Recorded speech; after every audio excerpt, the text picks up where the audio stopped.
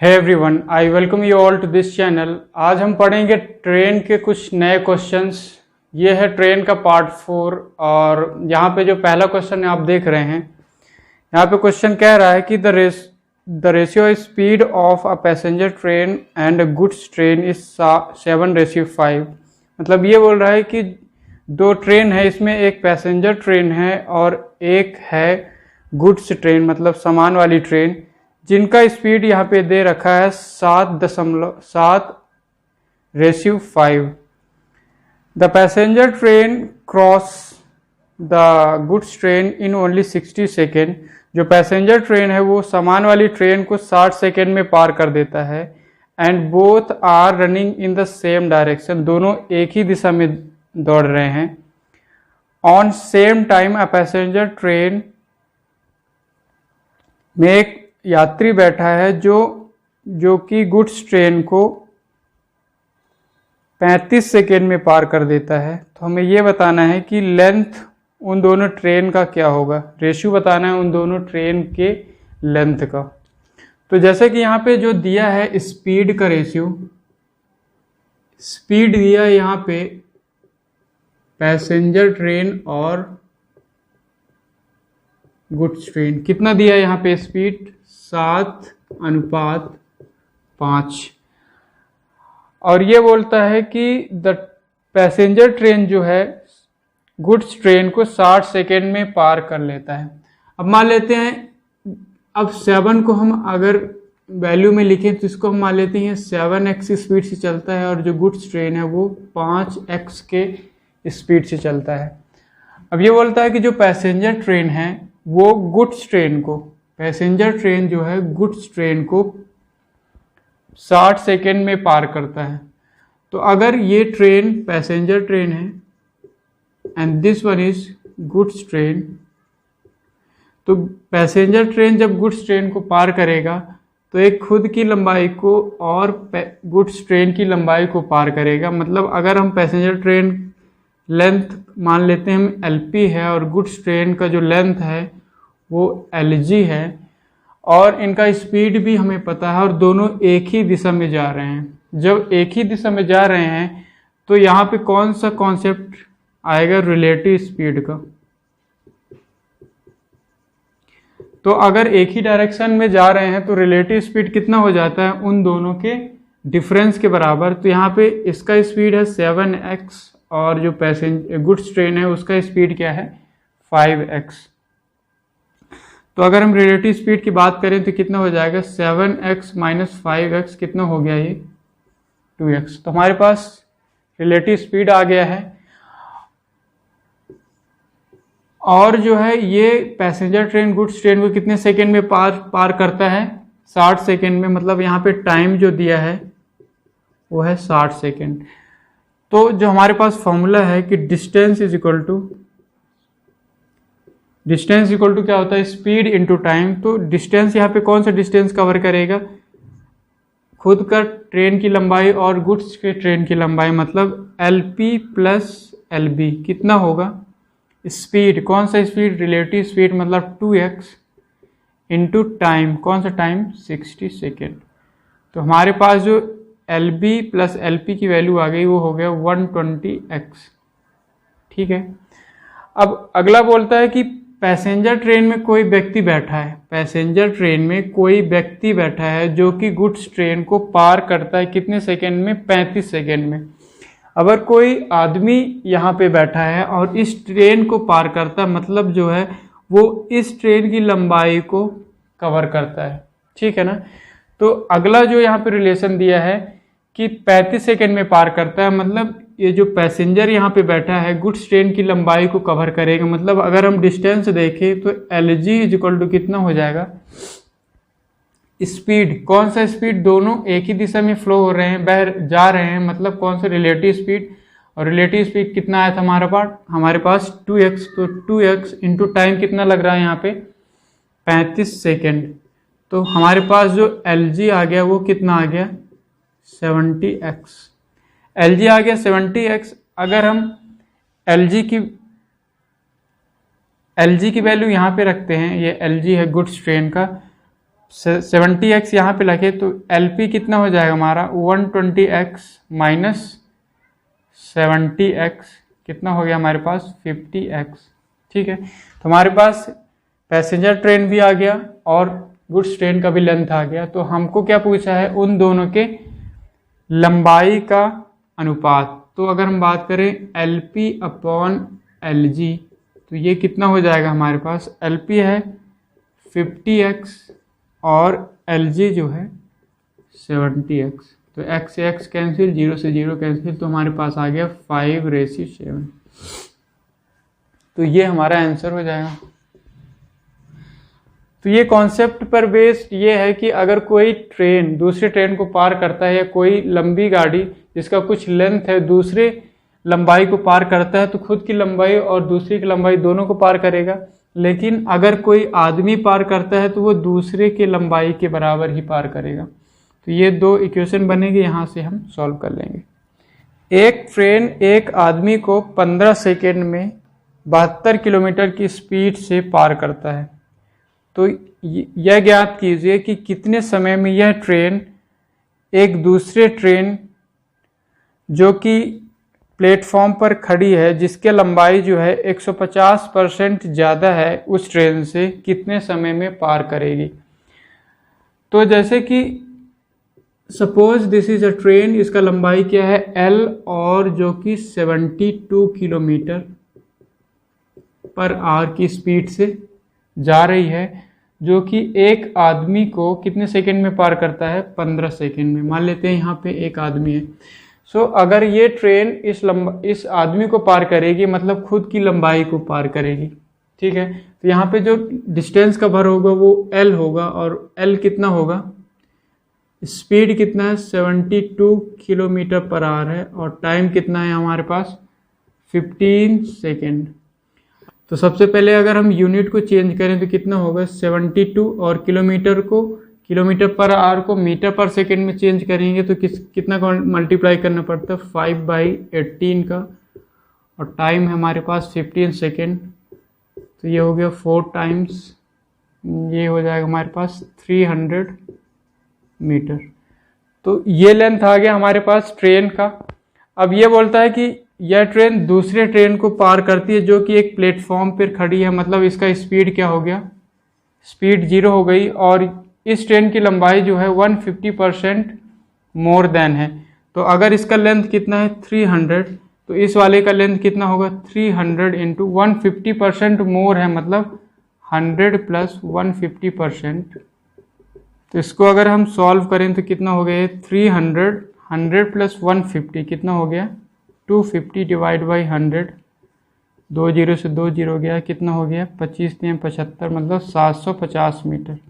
तो जो दूसरा ट्रेन है प्लेटफॉर्म पर खड़ी है जिसकी लेंथ कितना है 750 मीटर और एक ट्रेन है 300, इसका स्पीड हमें पता है 72 किलोमीटर पर आवर और इसको अगर हम मीटर पर सेकेंड में चेंज किए तो कितना आया था हमारे पास 72 इंटू 5/18 20 मीटर पर सेकेंड। तो अब ये क्वेश्चन ये है कि एक ट्रेन है जिसका लेंथ है 300 और जो कि 20 मीटर पर सेकेंड की स्पीड से जा रहा है, दूसरे ट्रेन जिसका लंबाई है 750 मीटर, इसको पार करने में कितना समय लगेगा।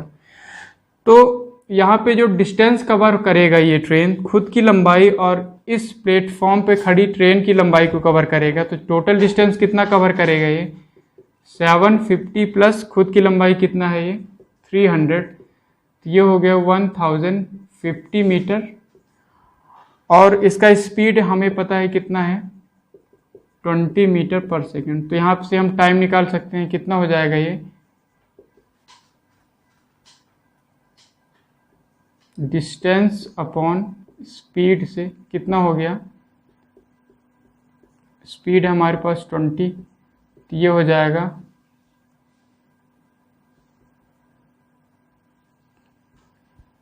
52 सेकेंड में पार कर लेगा।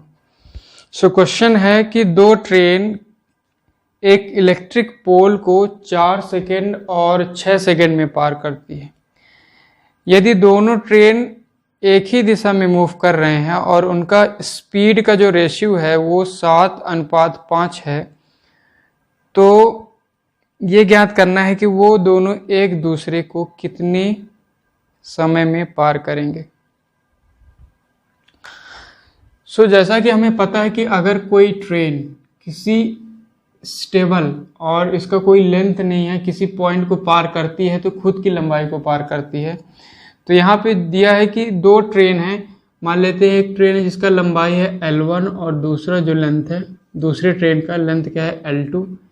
दोनों का स्पीड का रेशियो दिया है हमारे पास। स्पीड का जो रेशियो है कितना है 7:5, ठीक है 7:5। और किसी इलेक्ट्रिक पोल को पार कर रही है तो उनको पार करने में जो टाइम लग रहा है वो टाइम यहाँ पे दिया है 4 सेकेंड एंड 6 सेकेंड। तो अगर हम स्पीड को टाइम से मल्टीप्लाई करेंगे तो कौन सा डिस्टेंस आएगा, उन्हीं ट्रेन के लेंथ का डिस्टेंस आएगा, क्योंकि वो केवल एक इलेक्ट्रिक पोल को पार कर रही है। और अगर कोई ट्रेन इलेक्ट्रिक पोल या किसी आदमी को पार करती है तो खुद की लंबाई को पार करती है। तो अगर हम मल्टीप्लाई कर दें स्पीड का टाइम से तो कितना हो जाएगा 7 चौक 28 अनुपात कितना हो जाएगा 6 चौको 24, ठीक है 28 और 24। ये क्या हो जाएगा डिस्टेंस, कौन सा डिस्टेंस, पहले ट्रेन का डिस्टेंस L1 और ये दूसरे ट्रेन का डिस्टेंस। अब हमें यह निकालना है कि ये दोनों ट्रेन एक दूसरे को मतलब ट्रेन अगर ये L1 है और ये L2 है तो एक दूसरे को कितने समय में पार करेगा। दोनों कैसे हैं, एक ही डायरेक्शन में मूव कर रहे हैं, तो हमारे पास जो रिलेटिव स्पीड आएगा वो कितना होगा, एक का स्पीड है कितना 7 और दूसरे का 5, तो कितना हम लिख सकते हैं, अगर x के फॉर्म में लिखे तो 7x - 5x कितना आ गया हमारे पास रिलेटिव स्पीड 2x। अगर हम इसको x मानते हैं तो ये भी कितने में होगा 28x और 24x। तो हमारे पास रिलेटिव स्पीड आ गया, एक ट्रेन का लंबाई ये है, दूसरे ट्रेन का लंबाई ये है, और अगर ट्रेन एक दूसरे को पार कर रही है तो खुद की लंबाई को पार करेंगे। मतलब अगर ये ट्रेन इस लंबाई को पार कर रही है तो ये खुद की लंबाई और उस ट्रेन की लंबाई को पार करेंगी। तो अगर हम टाइम निकालें कि कितने समय में जो ये वाला ट्रेन है इस ट्रेन को पार करेगा, तो कौन सा लंबाई पार करेगा, दोनों के लंबाई को पार करेगा। मतलब 28x + 24x अपॉन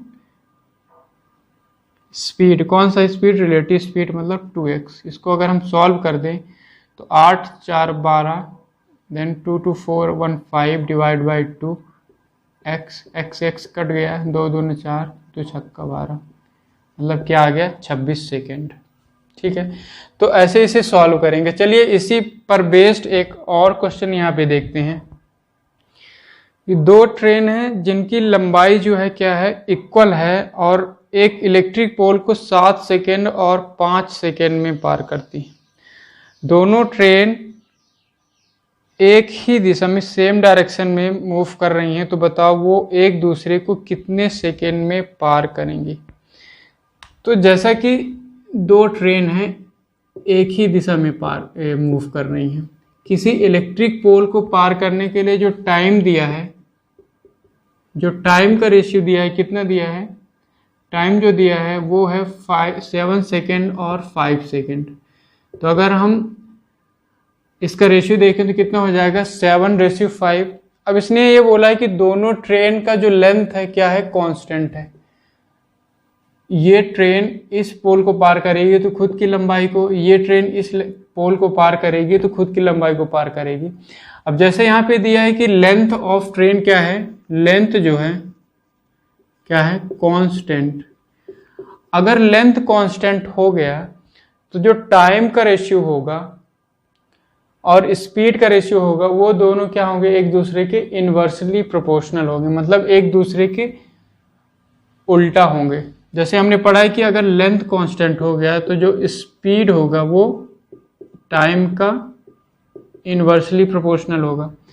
तो अगर हम बात करें टाइम दिया है तो और हम स्पीड निकालना चाहें तो स्पीड क्या होगा, इसका उल्टा, मतलब 5:7। ये कब पॉसिबल है, जब उनका लेंथ इक्वल है। लेंथ इक्वल होगा तो जितना टाइम लगेगा उनका उल्टा क्या होगा, स्पीड। अब अगर हम टाइम और स्पीड का मल्टीप्लाई करते हैं तो क्या हो जाएगा, हमारे पास डिस्टेंस आ जाएगा। तो 7 पना 35 और ये भी कितना हो गया 35। तो एक ट्रेन का लंबाई कितना है 35, दूसरे ट्रेन का भी लंबाई 35 है। तो हमें क्या निकालना है कि ये ट्रेन एक दूसरे को कितने समय में पार करेंगी। तो जैसा कि हमें पता है कि दोनों ट्रेन जो है एक ही डायरेक्शन में मूव कर रहे हैं, तो जो स्पीड होगा वो कौन सा होगा, रिलेटिव स्पीड।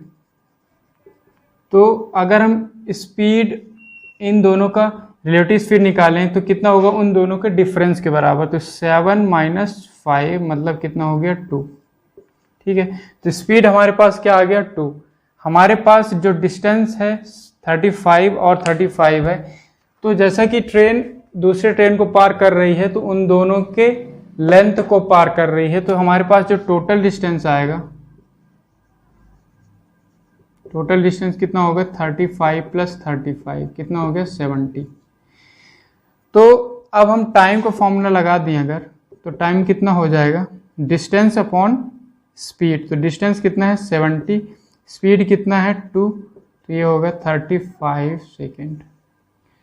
सो ये हमारा आंसर हो जाएगा। आप इनका रिवर्स तभी कर सकते हैं जब उन दोनों का लेंथ इक्वल हो, मतलब अगर लेंथ कांस्टेंट है तो स्पीड को हम टाइम का रिवर्स करके लिख सकते हैं।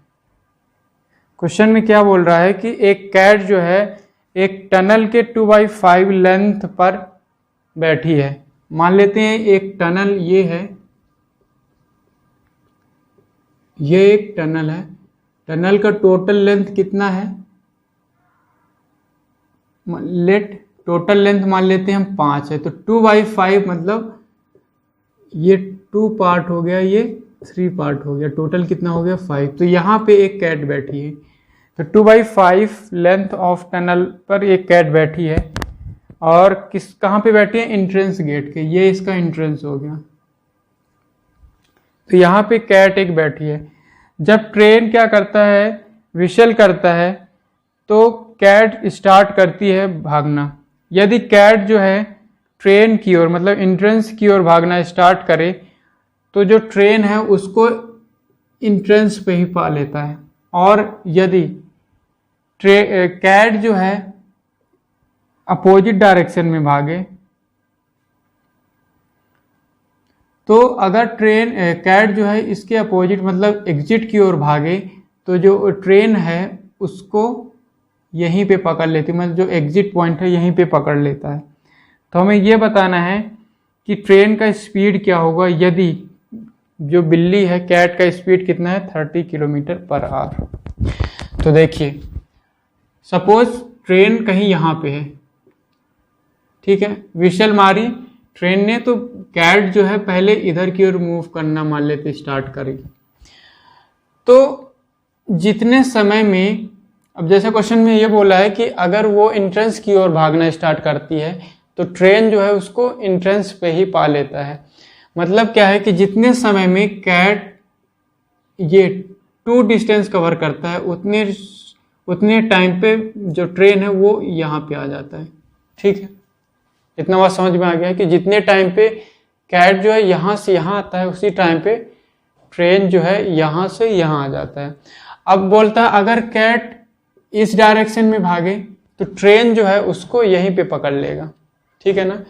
तो देखिए जिस टाइम पे कैट ने 2 डिस्टेंस कवर किया था, ट्रेन ने ये डिस्टेंस कवर किया। ठीक है, अब कैट मान लेती है इधर भागना स्टार्ट करे। ठीक है, तो 2 डिस्टेंस कवर करने में ट्रेन को यहाँ से यहाँ तक आने का समय लगा। अब बिल्ली अगर इधर भाग रही है तो जैसे ही बिल्ली 2 डिस्टेंस कवर करेगी तो ट्रेन यहाँ पे पहुँच जाएगा। जैसे ही बिल्ली 2 डिस्टेंस आगे कवर करेगी, मान लेते हैं 2 यहाँ पे है, तो जैसे ही बिल्ली यहाँ तक पहुँचेगी तो ट्रेन यहाँ पे आ जाएगा। ठीक है, अब बिल्ली को ये 1 डिस्टेंस जो बच गया है, इतना कवर करने में ट्रेन को यहाँ से यहाँ तक जाने में जो टाइम लगा है वो क्या होगा, कांस्टेंट होगा, फिक्स होगा, सेम होगा। क्यों? क्योंकि क्वेश्चन में यही बोला है कि अगर बिल्ली इस साइड आती है तो ट्रेन इसको एंट्रेंस पे पा लेता है, और अगर बिल्ली इसके एग्जिट की ओर भागती है तो ट्रेन इसको यहाँ पे पा लेता है। तो सबसे पहला पॉइंट हमें ये पता चला कि अगर बिल्ली 2 भागती है तो ट्रेन यहाँ से यहाँ आ जाता है। अगर बिल्ली इधर भागती है तो ट्रेन यहाँ से यहाँ आ जाता है। तो हमें ये पता चला कि 2 भागने पे ट्रेन यहाँ पे आ जाएगी। अब बिल्ली इधर भाग रही है, मतलब जैसे ही 2 पहुंचेगी बिल्ली यहाँ पे, 2 डिस्टेंस कवर करेगी तो ट्रेन यहाँ पे आ गया।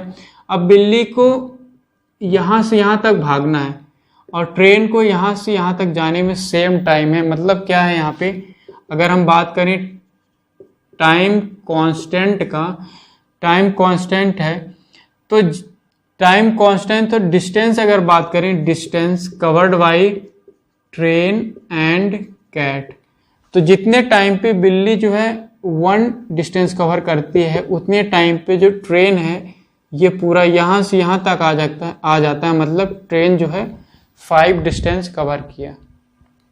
ठीक है, अब जैसे कि पता है कि टाइम क्या है, कांस्टेंट है, तो जितना डिस्टेंस का रेशियो होगा उतना ही स्पीड का रेशियो होगा। तो स्पीड भी कितना हो जाएगा, 5:1, क्योंकि टाइम कांस्टेंट। जब टाइम कांस्टेंट होता है तो डिस्टेंस प्रोपोर्शनल होता है, अनुक्रमानुपाती होता है किसके, स्पीड के। तो हमारे पास स्पीड का रेशियो आ गया। अब क्वेश्चन में ये बोला है कि यदि बिल्ली का स्पीड 30 किलोमीटर, मतलब 1 की वैल्यू कितना दिया है, 30 किलोमीटर पर आवर, तो हमें बताना है ट्रेन का स्पीड। तो 1 की वैल्यू 30 है तो 5 की वैल्यू कितना हो जाएगा, 30 × 5 मतलब 150 किलोमीटर पर आवर।